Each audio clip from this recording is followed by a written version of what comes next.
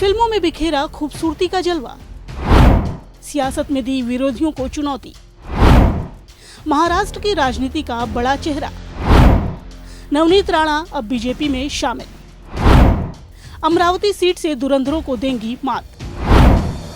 राजनीति की दुनिया का एक नाम नवनीत राणा, जो अब बीजेपी में शामिल हो गई हैं। भाजपा ने उन्हें 2024 के लोकसभा इलेक्शन के लिए अमरावती से टिकट दिया है।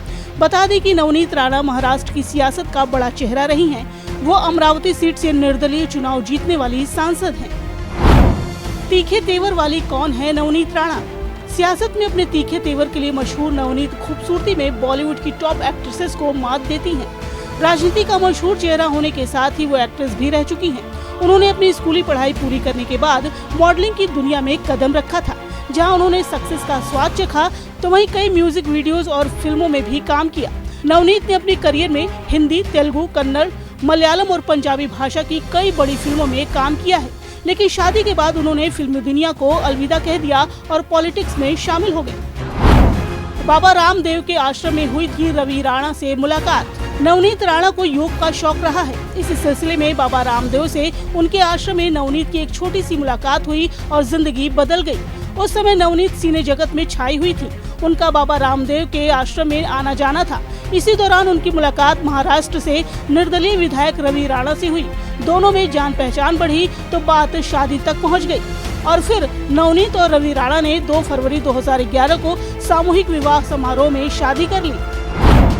विवादों से रहा है गहरा नाता। नवनीत राणा का विवादों से भी गहरा नाता रहा है। बता दें कि एक बार उन पर फर्जी जाति प्रमाण पत्र को लेकर हाई कोर्ट ने जुर्माना लगाया था। हालांकि बाद में सुप्रीम कोर्ट ने उनका जाति प्रमाण पत्र सही ठहराया और बॉम्बे हाई कोर्ट के फैसले को रद्द कर दिया। तो वहीं साल 2022 में नवनीत को उद्धव ठाकरे के आवास के बाहर हनुमान चालीसा का पाठ करने की चुनौती देने के आरोप में गिरफ्तार किया गया था। नवनीत राणा का अब तक का सियासी सफर। अभिनेत्री से नेत्री बनी नवनीत राणा का अब तक का राजनीतिक सफर शानदार रहा है।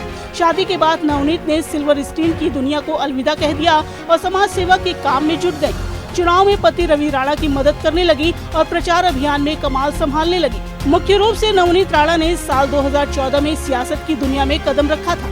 पहली बार उन्होंने 2014 के लोकसभा चुनाव में शरद पवार की एनसीपी के प्रत्याशी के तौर पर चुनाव लड़ा था। हालांकि तब उन्हें हार का सामना करना पड़ा था। फिर 2019 में वो निर्दलीय चुनाव में खड़ी हुई और जीत हासिल करते हुए पूर्व केंद्रीय मंत्री आनंद राव अदसुल को हराया था और अब बीजेपी ने नवनीत राणा पर भरोसा जताया है। Bureau report, daily line.